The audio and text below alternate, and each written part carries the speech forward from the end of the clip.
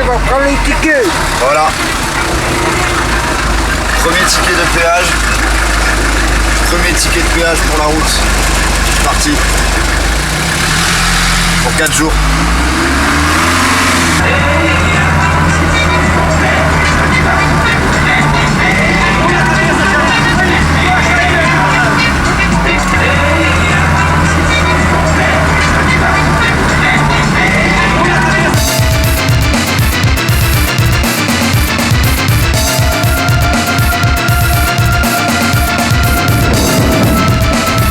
Je m'appelle Diego, je viens du Tessin.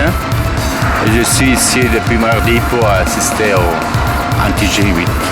Je m'appelle Bernard Bouzon et j'anime un comité local d'attaque, du mouvement Attaque, dans le sud de la France, à Romans, dans la Drôme. Qu'est-ce qui se passe ici, Dominique?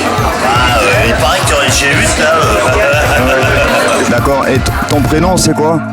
Mon prénom c'est MIB, Mouvement de l'immigration et des banlieues. Et la personne que j'ai en face, c'est qui? Et Nordine. Ouais, je suis une des personnes qui a fondé le MIB, mais aussi le Comité national contre la double peine. Je suis Jacques Nikonov, je suis le président d'Attaque France. Je m'appelle Mohamed Yousfi, je suis membre d'Attaque Maroc. Je m'appelle Franklin Frédéric, en français on m'appelle Franklin. Je suis du Brésil, du mouvement de citoyenneté pour les eaux. Je suis Jacques Lenné, je participe à divers groupes et depuis longtemps contre la mondialisation et toutes ses dérives.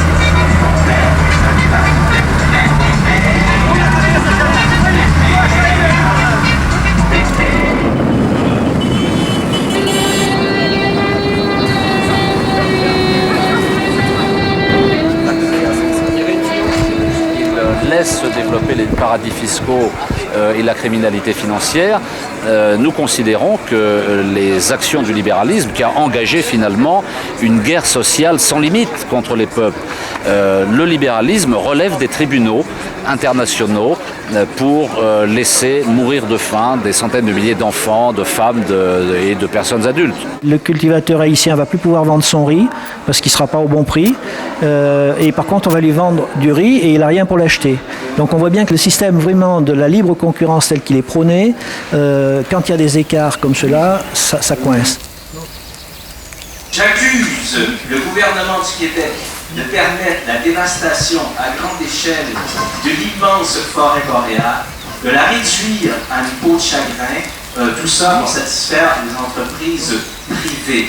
La finalité de ce monde-là, c'est aussi de s'approprier toutes les richesses jusqu'aux possibilités d'être obligé pratiquement de se cloner ou d'être suivi par les multinationales de l'agrochimie, que ce soit au niveau des engrais, que ce soit au niveau des produits phytosanitaires, au niveau des produits vétérinaires ou des médicaments ou des vaccins ou autres, ou de tous ces procédés pour l'humain, et on y ajouterait en paquet cadeau des OGM, ce qui voudrait dire aussi une nouvelle technologie. Donc une assurance qu'on ne puisse plus compter sur la planète, mais compter sur un système basé sur l'aliénation, basé sur l'esclavage, basé sur la privatisation et l'appropriation des phénomènes vivants, des phénomènes gérés normalement par une planète, qui pour moi ne va pas se laisser faire.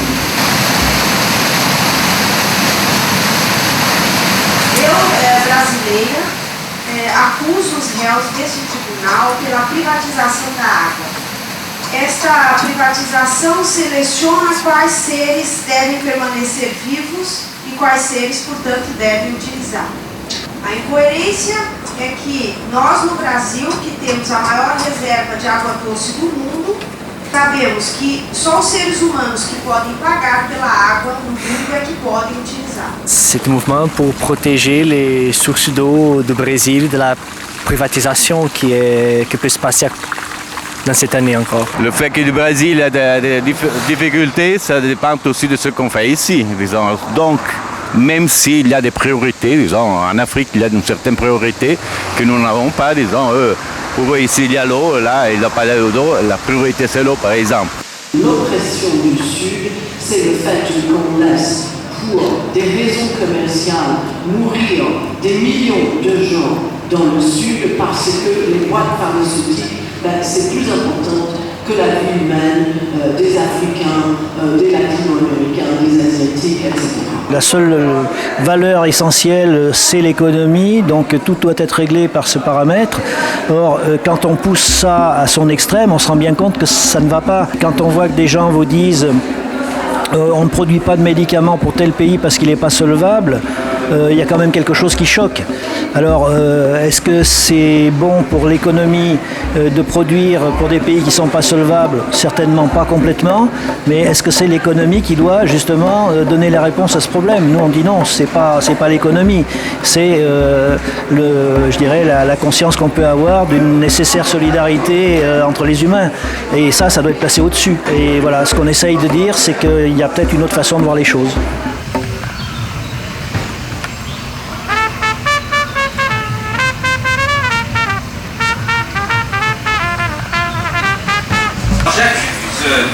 Le gouvernement canadien, en période de surplus budgétaire, de couper dans les services de santé publique afin de démontrer l'inefficacité du système et d'ouvrir la voie à la privatisation. J'accuse le gouvernement canadien d'être un ardent promoteur de l'AGCS en cet accord absolument terrible qui vise l'élimination des services publics. Prends le cas de l'AGCS, l'accord général du commerce des services. Personne n'a jamais entendu parler de ce terme-là. Mais ce qui se passe dans la réalité des choses, c'est que le Maroc entre en plein dedans et exécute les décisions des institutions internationales, notamment le FMI et l'OMC, de façon incroyable. Maintenant, le service public, malgré sa faiblesse au Maroc, il est sur le point d'être livré à des multinationales qui ne cherchent que le profit, que le gain, alors qu'on ne s'intéresse pas au côté social, on ne s'intéresse pas aux gens qui n'ont même pas accès à l'eau.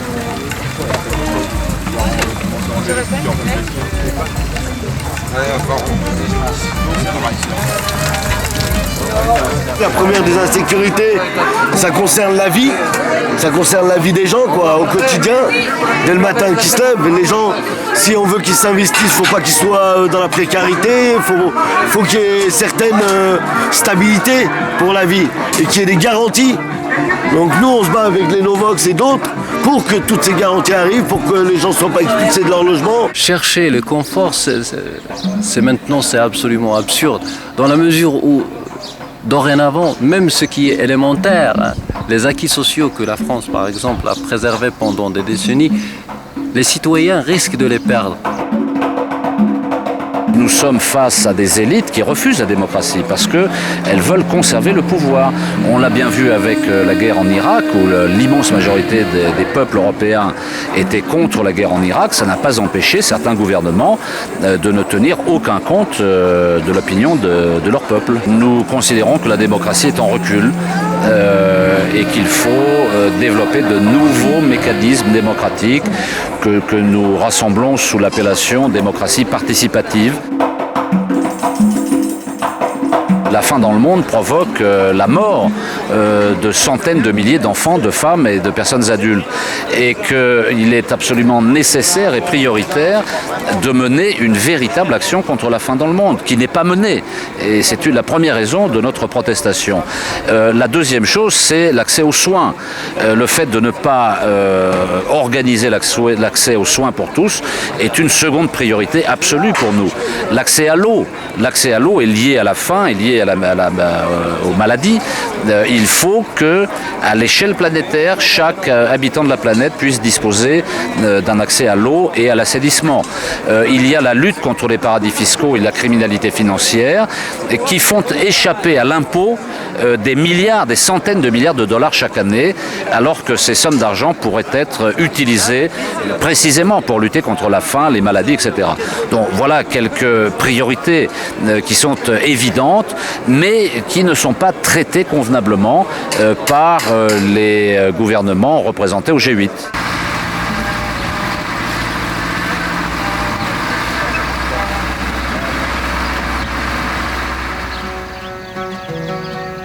c'est bien ce que les gens ils font, qu'ils manifestent, qu'ils viennent de plein de pays. Mais il faut que ça change quelque chose.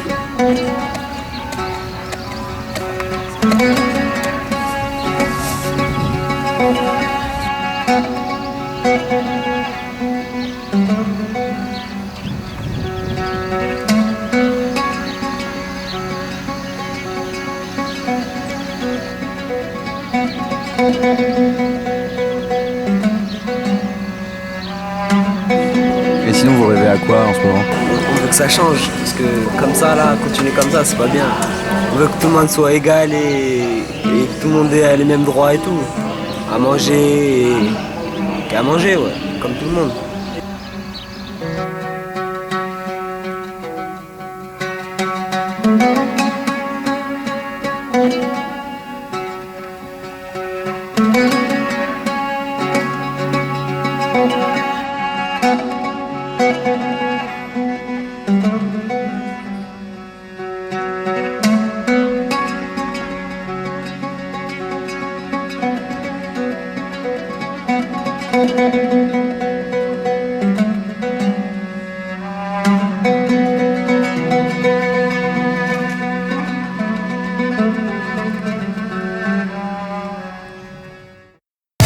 Je m'appelle Christine Cafando. Je m'appelle Marie. Olivier.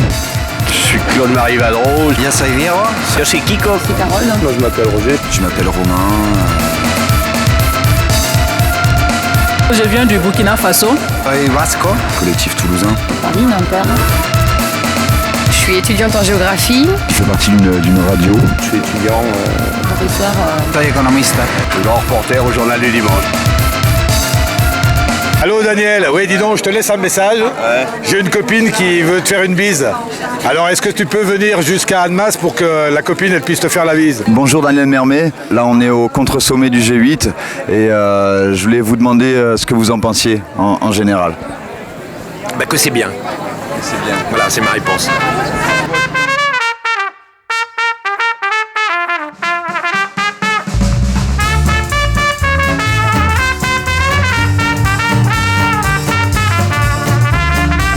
Je vais donc appeler d'abord l'OMC. Monsieur Banque mondiale. Monsieur Commission européenne. Madame G8. Qui arrive dans la salle. Merci. Le G8, franchement dit, nous au Burkina Faso, on ne sait pas trop ce que ça veut dire. On ne sait pas quel est l'objectif même du G8. Donc c'est difficile pour moi de dire. Mais étant ici, j'ai compris que c'est des grands, les plus riches du monde qui se réunissent. Et comme c'est eux qui décident pour tout le reste du monde, ce que je souhaite, c'est que Bush, il lève la tête et qu'il regarde bien le monde des pauvres. Et qu'il fasse quelque chose pour ce monde-là. Monsieur FMI. Notre mission qui nous a été confiée en 1944 a été d'assurer la stabilité économique de façon à promouvoir la stabilité politique dans un contexte qui était très difficile.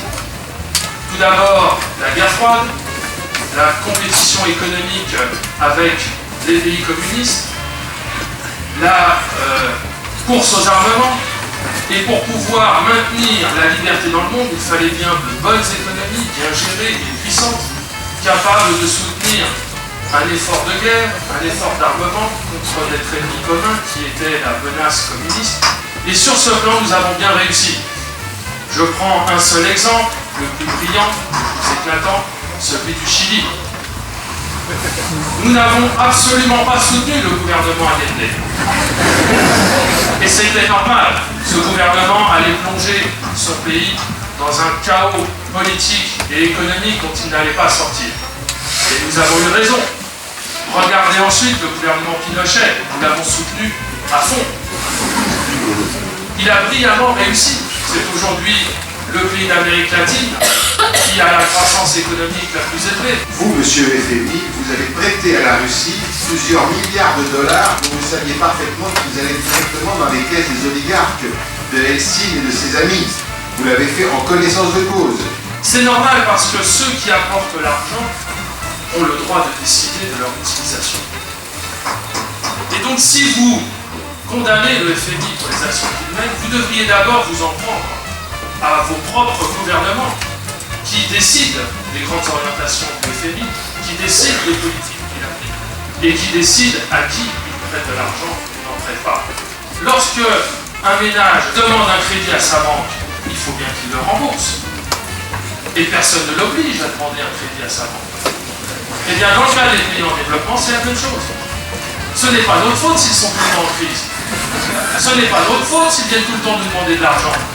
Ce n'est pas notre faute s'ils sont allés s'endetter sur les marchés internationaux. J'ai l'impression que nous sommes traités comme moins que rien, quoi. On est zéro. On est comme des bêtes qu'on peut écraser facilement et puis passer. Hein? Alors qu'on est tous des humains.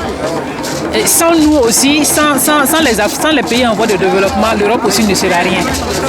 Et sans l'Europe, nous aussi, on ne sera rien. Bon, en ce moment, nous, on a besoin d'eux. On sent qu'ils prennent trop de temps pour venir à notre aide, à notre secours. Et ça, moi, je peux dire que c'est un peu criminel de la part des décideurs, des leaders d'opinion, tout ça.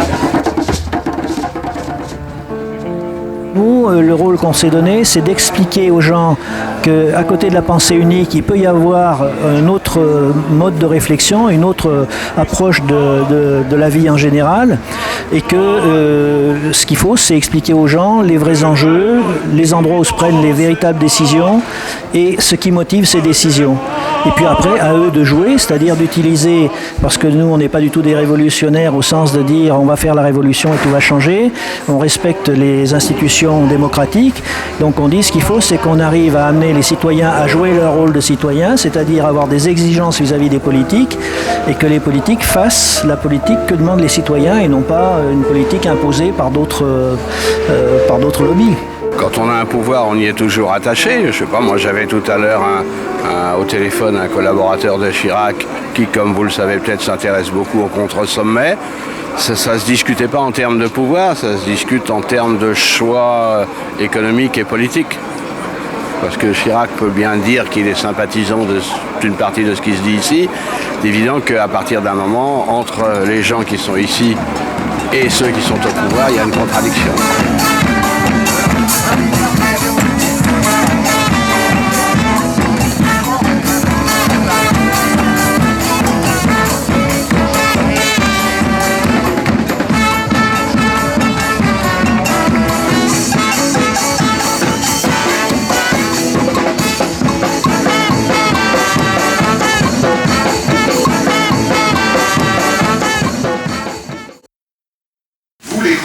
télévisés en particulier, vous êtes coupable de manipulation, comme ça a été le cas pour les grandes chaînes américaines pendant l'agression anglo-américaine contre l'Irak, comme ça a été le cas dans les grandes chaînes françaises lors de la campagne électorale, avec l'orchestration scandaleuse du thème de l'insécurité. Effectivement, la population d'Annemasse est très très frileuse, quoi. Là, par rapport à ça, il y a eu un manque de communication et les médias nous ont à chaque fois cassé. Moi, je suis arrivée il y a un mois et j'ai eu du mal à faire prendre conscience aux gens que j'étais pas une casseuse, quoi. Je mets des planches parce que si lundi matin j'ai tout cassé, j'ai la peine à rembourser mes deux. En plus, ça a coûté cher là, toutes ces planches, non? On m'a dit, je parlais avec une 7000 francs, ça lui a coûté juste les planches sans la pause. Et la plupart des petits commerçants, ils vivent. Bon, vraiment, bon, il suffit qu'il y ait un coup, il y en a qui passe, lui tire un truc dans la vitrine, le lundi matin, il est emmerdé. On avait annoncé 500 voitures brûlées. 1000 voitures brûlées. Alors vous voyez, tout ça, ça fait pas un climat. C'est parce que la peur est entretenue par les médias qui font une. Si ça se passe bien, si ça se passe bien, ça se passe bien. Si ça se passe mal, eh ben, ils avaient pas vu. Voilà, allez, bonne journée. Il n'a pas l'air d'être optimiste. Il pense que ce soir ou demain, ça se passera pas très bien.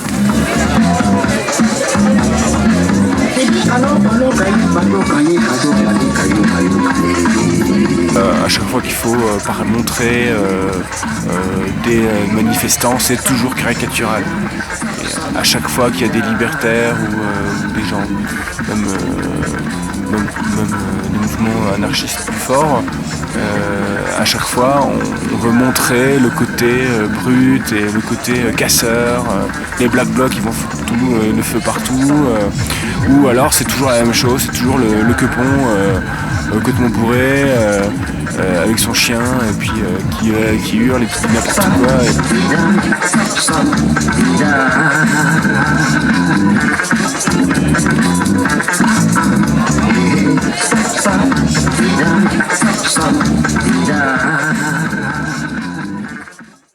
Au village intergalactique, c'est par là. D'accord, alors... il faut d'abord vous inscrire en fait. Il faut d'abord vous inscrire dans l'attente. Ah, mais si, j'ai demandé à Christian, il m'a dit qu'il fallait... Mais viens nous, on s'est fait engueuler tout à l'heure parce qu'il fallait pas... Mais non, Christian nous a dit qu'il fallait vous sortez, vous prenez donc, la route là-bas, au rond-point vous passez à gauche. Il fallait vous inscrire, mais c'est Ouais, alors Et c'est pour l'intergalactique, c'est ça le village? Ouais, alors vous allez décharger vos trucs parce que vous avez des trucs à décharger, je pense. Ou vous dormez dans la voiture? Non, c'est des tentes. C'est des tentes? C'est des tentes. Vous pouvez aller les décharger, donc c'est tout droit au rond-point, c'est la première à droite. Vous allez décharger vos trucs, puis par contre la voiture, je sais pas si vous pouvez la laisser là-bas. Village intergalactique, au départ en fait il y avait un seul village. Le VIG, enfin le village intergalactique, ne voulait pas s'afficher comme un village anticapitaliste. Ensuite, il y avait la deuxième tendance, un peu marre d'être toujours ceux qui font la bouffe et les organisations comme ça de corvée de chiottes, pendant qu'il y a les conférenciers d'attaque et des Verts et tout ça qui viennent faire leur débat, etc. Et qui soient trop affiliés à un parti politique. L'espoir d'abord parce que la foule est immense. On entend dire 200 000, on entend dire 250 000, certains osent même 300 000. Depuis combien de temps il y a des gens dans le vague? En fait, ça fait un peu plus de 6 mois que le collectif est monté. Le vague entier, c'est une expérience. On essaie de faire des expériences à tous les niveaux, aussi bien au niveau culinaire, au niveau organisation, au niveau démocratie directe, au niveau média. Donc on a une télé qui filme tout. Et pour établir la communication entre les gens, on a réussi à obtenir une antenne. C'est Radio Vague. Le VIG, le VAG. Oui, j'ai entendu parler. J'ai des amis qui sont à Lausanne, dans un village autogéré, disons. Moi, personnellement, je ne suis pas tout à fait d'accord avec ces villages, ce système d'autogestion, parce qu'il me semble qu'ils se mettent un petit peu à côté, disons, des problèmes. Ils cherchent à résoudre leurs problèmes à eux et pas, disons, de participer en général avec les autres. Bien sûr qu'il y a des gens qui viennent d'horizons différents, avec des motivations différentes, mais c'est un brassage. Hein, c'est fait pour que ces gens se rencontrent, comprennent qu'ils sont eux-mêmes par rapport aux autres, etc. Non, je crois que c'est un bon brassage. Mais on sent les différences, bien évidemment. Différences de niveau culturels, sociaux, etc. On est une société avec des différences, des clivages. Et là, on peut l'observer. On reste en bande, moi je fais un cordon de sécurité. Là, il y a une manip là, Et si par exemple, là, il y a un jeune qui vit dans une cité, dans un quartier, qui voit tout cet attroupement, il voit Contre Sommet, il voit plein de choses, qu'est-ce que tu lui dirais pour que ça passe? Oh, il faut du temps, hein. il faut du temps, il faut de la patience, mais il n'y a pas du tout de raison qu'ils ne comprennent pas. Moi, je suis issu de un milieu sous-prolo, et on a compris peu à peu. Si, il y a des moyens pour lui faire comprendre, puis il y a des moyens pour qu'il comprenne. C'est vrai que les clivages sont importants, c'est vrai qu'on a créé, et ça c'était aussi un effet de la mondialisation libérale, qui est basé quand même sur l'idéologie de l'inégalité. L'inégalitarisme, c'est une idéologie. Et dans la mondialisation libérale, il y a l'idée d'inégalité. Dans le libéralisme du 19e siècle, il y avait l'idée d'inégalité. L'inégalité, c'est le moteur même de la société. Alors, la libre concurrence, etc. Voilà, la libre concurrence, c'est-à-dire des relations qui sont entre nous, des relations de rivalité qui excluent les relations de solidarité. Dès lors que j'arrive à faire comprendre à quelqu'un d'un autre milieu social que moi que certes on est en rivalité, mais qu'on peut aussi établir des solidarités, tout est possible. Et n'importe qui est capable de comprendre ça. On peut arriver à faire comprendre ça. Il faut être patient. Il n'y a pas les blocages qu'on pense. Il n'y a pas vis-à-vis des jeunes des cités, je ne sais quoi, les blocages qu'on pense. Pas du tout. C'est un fantasme. C'est un vieux fantasme qui est celui de l'exclusion. Qui est celui de l'exclusion. Moi, je suis né dans une banlieue qui était exclue. Banlieue, ça veut dire être mis au banc d'une lieue.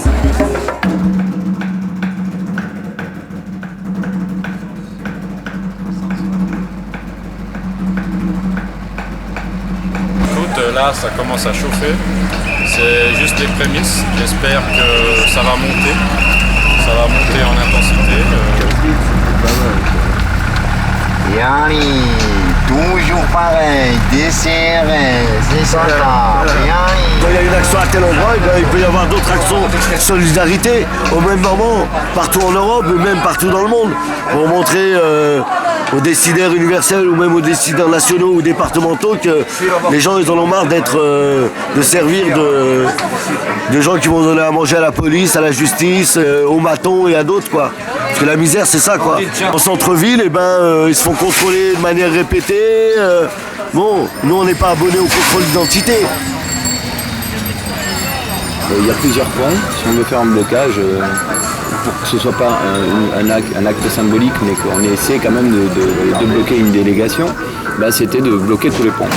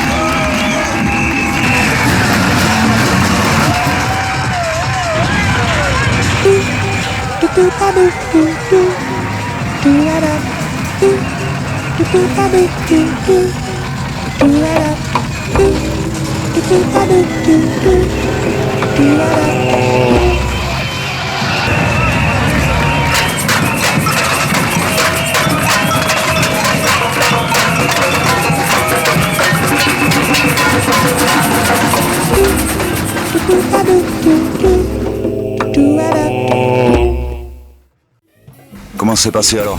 Les blocages, en tout cas ici ça va, ici tout s'est bien passé quand on vient de rentrer là. Donc on a quand même réussi à tenir 6 heures. Bon, ils nous ont lacrymogénisé grave de grave. Bon, pendant quand même bien 6 heures, ils n'ont pas arrêté quoi. Ce qui est quand même positif, c'est que en tout cas derrière il y avait des gens bien organisés. Donc il y avait des gens quand même pour aller au carton, il y avait des gens pour leur amener de l'eau, il y avait des gens derrière pour amener de la bouffe, il y avait des gens pour tenir le truc. Il y avait des gens pour te foutre du truc dans les yeux, tu sais, quand tu sortais des gaz quoi. Donc on est quand même content. En tout cas l'important c'est qu'on ait réussi à tenir la barricade pendant ces 6 heures quoi. Bon, au bout d'un moment il fallait prendre la décision de partir parce que bon certes ils chargeaient pas mais ils commençaient à se positionner sur les côtés et bon en plus l'objectif était rempli comme les blocages avaient été levés à Genève et à Lausanne. Donc bon en tout cas ce qu'il y a de bien c'est qu'on a... À Lausanne ça a chargé il paraît. Ouais alors bon ce qu'il y a de bien c'est que de toute façon l'objectif qui était donné au départ de retarder le sommet il a été tenu quoi. C'est-à-dire le sommet il a vraiment été retardé et donc ça c'est bien. D'accord, il y avait tout le monde, il y avait le MIB, il y avait... Là il y avait de tout là, il y avait de tout, il y avait des gens du village en haut, des anards, il y avait des gens d'en bas. Bon voilà. Bon après maintenant tout le monde prenait ses responsabilités en fonction de ce qu'il avait envie de faire, donc forcément bon, ceux qui fritent c'est un peu toujours les mêmes, mais en tout cas les autres ils étaient solidaires derrière. Il y a de quoi être content de ce qu'on a fait. Bon, c'est dommage pour les camarades en Suisse qui sont fait arrêter, donc je pense que maintenant on va réfléchir à d'autres types d'actions là pour les jours qui viennent, continuer peut-être d'autres blocages et puis essayer d'aller aussi faire des actions pour libérer les gens qu'ils ont attrapés. On est en t-shirt. Depuis que le sujet social est arrivé, que le sujet politique est arrivé au début, fin 17e, début 18e siècle, on ne cesse pas, il n'y a pas cette liberté que tu as de me poser des questions, que j'ai de répondre en toute impunité, c'est des luttes, c'est le fruit de luttes. Donc les luttes payent, toutes les luttes payent toujours, toutes. on vous fait croire, on essaye de nous faire croire que ça paye pas, que la lutte est vaine. Toutes les luttes payent. Et les libertés que nous avons, je parle pas seulement des acquis sociaux, des conquis sociaux, c'est le fruit de lutte. Donc il n'y a pas un espoir à avoir, il y a un état de lutte permanent qui est l'état de la vie même. Il n'y a pas commençons maintenant et puis demain on aura des résultats. Non, il y a une lutte permanente. Les gens qui croient qu'on est utopique, là, ils vont se rendre compte que finalement, c'est eux la minorité après. L'idée, c'est d'arriver à ça, c'est-à-dire que de plus en plus de citoyens se sentent concernés et je pense qu'on est sur la bonne voie.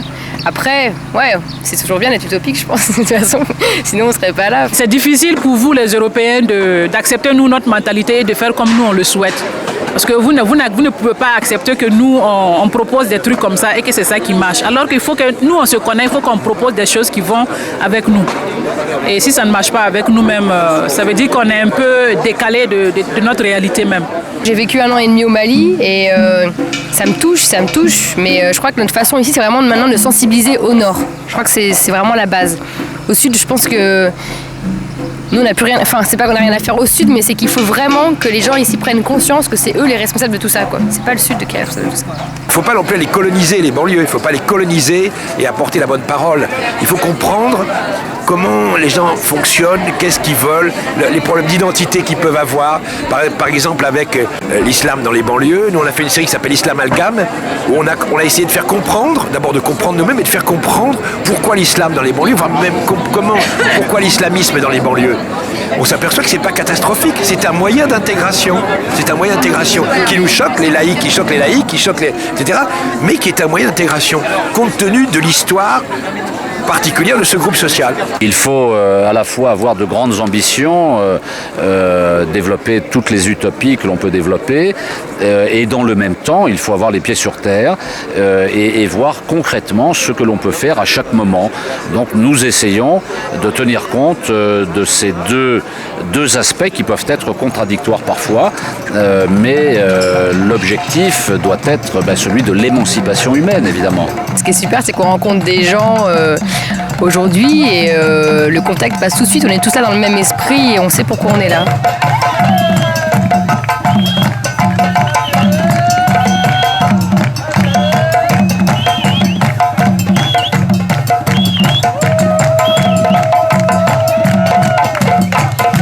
Ce qui nous regroupe, c'est plus fort que ce qui nous sépare. Et vu les contraintes qui nous sont imposées, on est obligé de s'unir et d'unir nos forces. L'hétérogénéité, il faut la considérer comme une richesse, pas un moyen de division. El movimiento antiglobalización actualmente es muy diverso y autónomo y es una de las cosas buenas que tiene. Muchas veces, pues no sé si los medios de comunicación o algunos intelectuales ahí, pues un poco tendenciosos han querido ver eso como una especie de separación entre los grupos, como si unos lucharan por unas cosas y otros por otras. Yo creo que todo lo contrario, que la diversidad que tenemos es uno de los puntos fuertes y que realmente sí que tenemos grandes cosas en común y o sea, sí que formamos un único movimiento. De vouloir créer quelque chose de différent, de vouloir créer justement tous ces petits contre-pouvoirs qui vont faire une espèce de prise de conscience que la société peut se gérer différemment et de manière plus directe par rapport à la population et non pas de manière représentative avec des décisions qui sont prises on ne sait pas comment et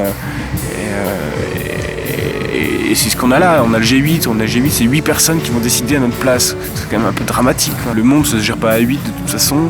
Et d'ailleurs, le slogan du village intergalactique, on le revendique aussi, c'est ils sont 8, nous sommes des milliards. Des milliards à décider aussi du sort de la planète. Y sobre todo creo que sí que existe un cuestionamiento de las democracias actuales y sobre todo se cuestionan desde un punto muy creativo, ¿no? Y es de cómo se pueden crear las vías de representación ciudadana para que realmente nuestros representantes nos representen en aquello en lo que queremos ser representados. Et qu'on évite cet esprit institutionnel qui va être le chef et le sous-chef.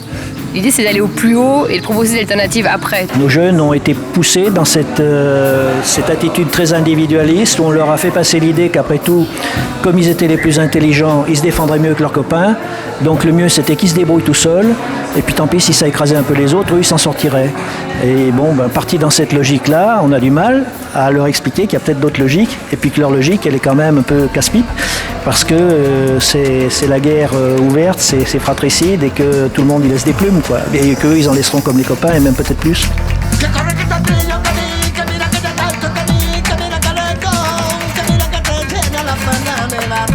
Il y a plein de choses dont on ne parle pas, le nombre de suicides chez les adolescents, le nombre de gens qui pètent les plombs dans les quartiers et qu'on retrouve internés en psychiatrie. Tout ça, on n'en parle pas, mais bon, nous on est là pour rappeler tout ça, quoi. On n'est pas spécialement angélique, il y a des problèmes, mais peut-être que la vision pour les régler, il faut aussi aimer les gens. Quand on n'aime pas les gens, on dit tout, c'est comme dans un ménage. Quand les choses se cassent la gueule, on trouve tous les défauts pervers aux gens.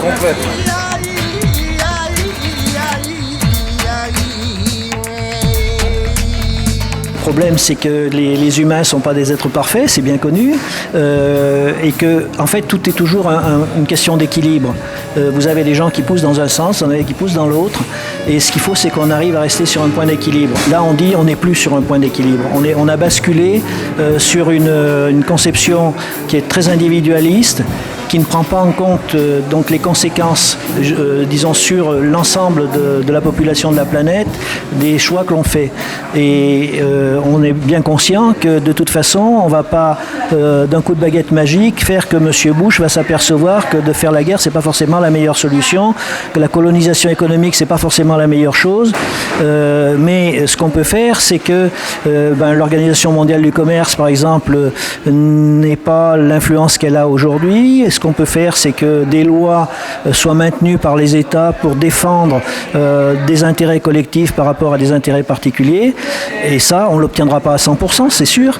Mais ce qu'on voudrait, c'est rétablir un peu la balance, la faire fléchir un peu dans l'autre sens.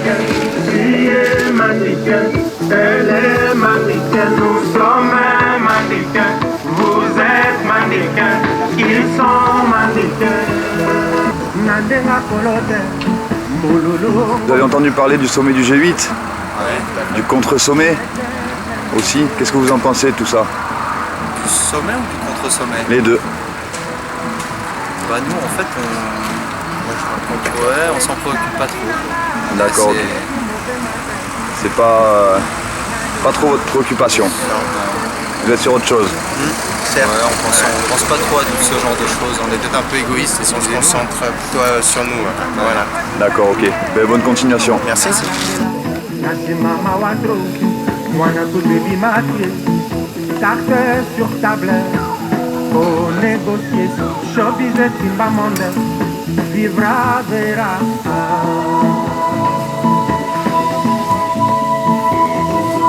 Il y a beaucoup de gens qui, quand on leur pose la question, ils trouvent ça compliqué, ils disent moi, ce que j'ai juste envie, c'est de travailler, m'occuper de ma famille. Qu'est-ce que vous leur diriez ? Bon, que c'est trop facile de rester en dehors, disons, c'est une chose qui même leur travail, disons, ça dépend, disons, de ce que décident les autres. Donc, il faut subir seulement. C'est inutile après de critiquer, disons, si on accepte par exemple la privatisation comme on a fait ici, même en Suisse, avec les licenciements, puis un licencié il ne comprend pas, il a accepté, s'il veut accepter ça, faute à lui. Il faut qu'ils prennent leur destin en main, il faut leur expliquer, il faut je veux dire qu'il n'y a pas de solution miracle. La solution c'est l'éducation et des endroits comme ça. Il y a peut-être 3% des gens d'Annemasse qui n'avaient jamais entendu parler de l'altermondialisation, puis qui sont venus ici par curiosité, en s'apercevant qu'en plus qu'on ne va pas les voler ni les manger tout cru, et puis qui reviendront en disant mais j'ai entendu des choses intéressantes. Voilà. Comment faire comprendre ? Je crois qu'il n'y a pas vraiment de moyens. Moi je crois beaucoup au temps, à long terme. Moi je suis pas sûre de ma génération, je verrai des changements. Mais bon, j'y crois, je suis là. C'est une des premières difficultés de montrer en quoi la mondialisation libérale a une incidence dans nos vies quotidiennes. Hein, moi je cherche du boulot, j'ai pas de boulot. Puis on me parle de Seattle, on me parle de l'OMC, on me parle de... Je vois pas le rapport. Alors c'est ce rapport-là qu'on essaye d'établir. Alors c'est ce qu'on disait dans la fin des années 60, on disait penser global, agir local. Alors cette petite formule, finalement, elle s'est avérée peu à peu plus vraie qu'elle ne l'était quand elle a été lancée. Et on a vu comment, avec l'histoire du McDonald's de Beauvais, avec José Bové, comment il a réussi le premier en France, accidentellement peut-être, mais enfin, en utilisant une circonstance un peu historique, à faire un lien entre la globalisation, entre la mondialisation libérale et l'assiette et la bouffe quotidienne. Et là, on l'a compris. Je pense que les choses ne sont pas tellement compliquées. L'essentiel est très simple. Le problème, c'est que ce sont des spécialistes qui montrent un tas de théories, un tas de choses qui sont importantes, c'est clair. Mais c'est pas vrai aussi qu'il n'est pas porté de tous les mots. Mais l'essentiel, c'est qu'il y a là-dedans, le cœur de la question, ça porte de n'importe qui. Et ça veut simplement dire que la globalisation, les privatisations, ça transforme l'homme dans une marchandise. Ça le avilit. Et il faut rester un homme entier, un homme et une femme entiers, dans sa simplicité et la grandeur d'être humain. Au bout d'un moment, tu te dis pas que c'est que du blabla tout ça et que en fait ça fera pas vraiment avancer les choses? Non, parce qu'il y a des échanges d'expériences et ça c'est important. Si quelqu'un a réussi quelque chose quelque part, il le raconte à d'autres qui vont tenter de faire la même chose. C'est ça pour moi qui est intéressant. C'est pas seulement de la causette, c'est de l'échange de plus en plus, de l'échange d'expériences. Voilà ce que j'ai fait, voilà ce que j'ai réussi. Voilà comment ça a marché, voilà pourquoi on a échoué. Si on n'y croit pas, si on n'est pas convaincu de ce qu'on défend, ben on ne l'obtiendra jamais. Je pense que pour certains problèmes, on peut arriver à des réponses applicables à tous les mots. Mais pour la grande partie des problèmes, ils sont trop variés. Il faut toujours prendre en considération les situations locales. Mais le plus important, c'est qu'il y a déjà une volonté de les faire. Qu'on peut aller au-delà des barrières culturelles, des pays, des frontières, des langages, pour bâtir quelque chose ensemble. L'esprit est déjà là, cet esprit nouveau. Et pour moi, c'est ça le plus important.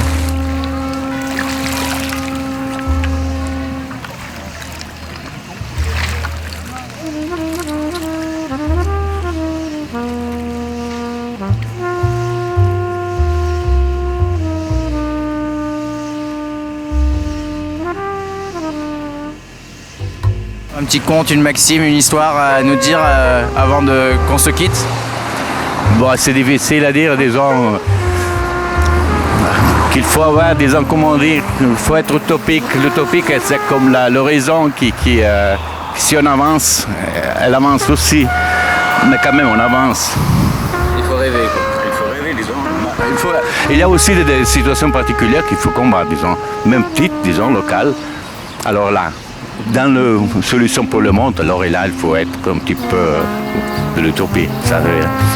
Merci beaucoup. Tout à l'heure, en fait, c'était beau, ça chantait. T'avais les CRS qui balançaient des lacrymos, t'avais les gens qui gueulaient No Pasaran, Pueblo Unido, Ramasser la Vencida. Dans toutes les langues en plus.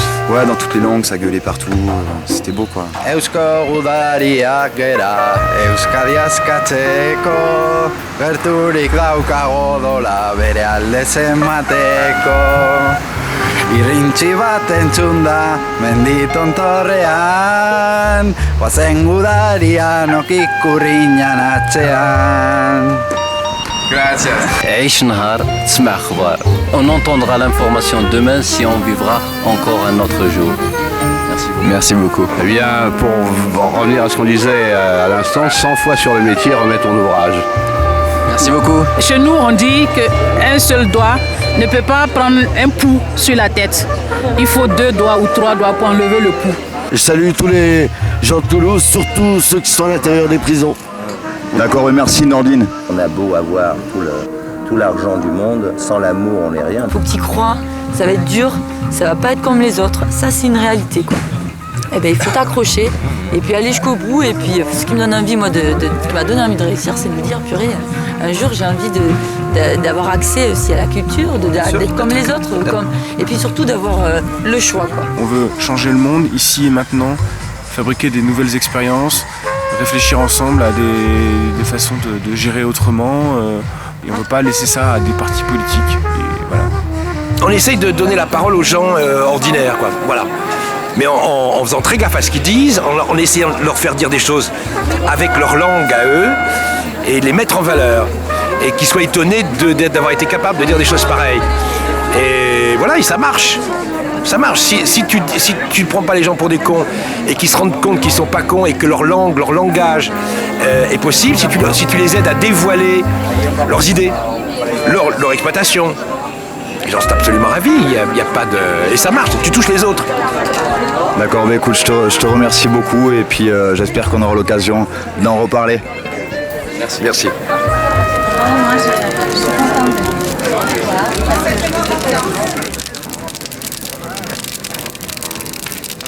Moi j'ai vu en Bretagne un peu d'ascendant.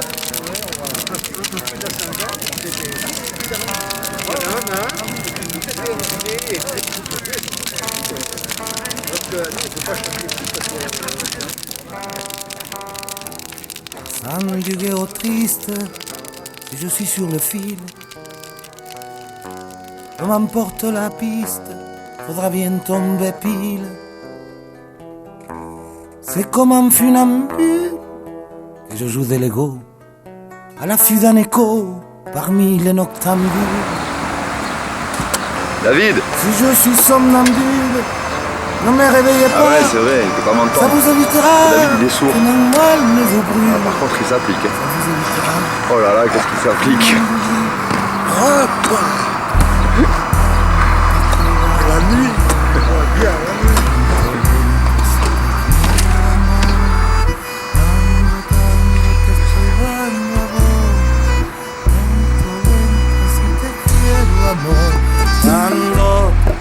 Quand notre corps chéri se sont bien habitués à leur être chétif, à leur douleur. Je suis fier de toi. Supporter la nuit, ouais, ça m'étonne pas. Pas à pas un peu pâle, leur orgueil derrière. Mettre une carapace, c'est récit douloureux, c'est durcir peu à peu, qu'ils veulent à la place, c'est durcir peu à peu. A la plaza, ay, ay, ay, ay. Tango, tango, te estoy dando yo. Lento, lento, así te quiero, amor. Tango, tango, te estoy dando amor. Lento, lento, así te quiero yo. Et si perdre le fil ne fait pas vraiment peur, c'est plutôt ta douleur de me voir en péril. Quand du haut du perchoir, je vois les strapontins, viennent le rire malsain, mesurant mes déboires. Et puis dans les grands cirques, je vais avoir le droit de perdre mon sang-froid, qu'une mouche me pique. Perdre mon sang-froid, qu'une mouche me pique. Ay, ay, ay. Tango, tango, te estoy dando yo. Lento, lento, así te quiero, amor. Tango, tango, te estoy dando amor. Lento, lento, así te quiero yo.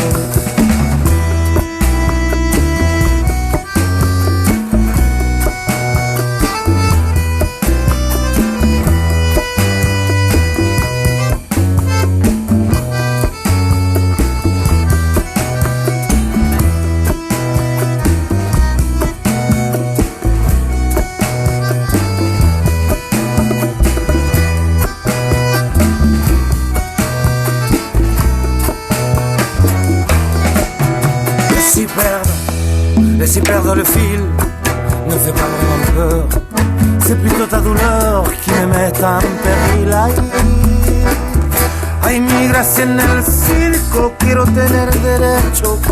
Se me calienta el pecho, soy mosquito y yo pico.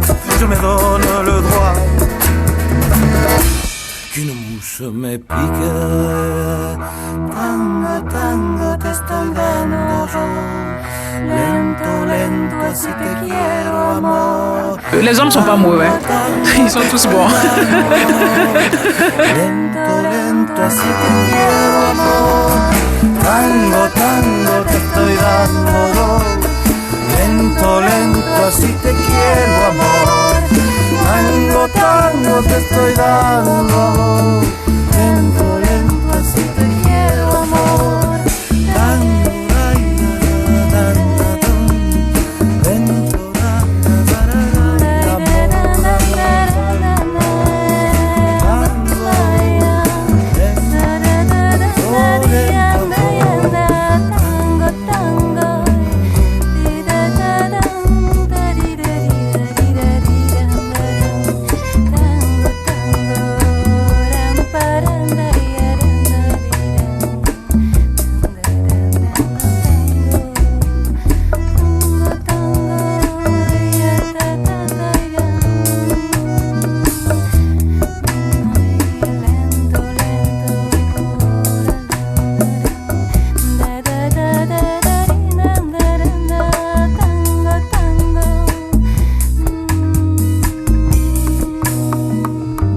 Bonne attitude et c'est positif. Yes. Good vibes.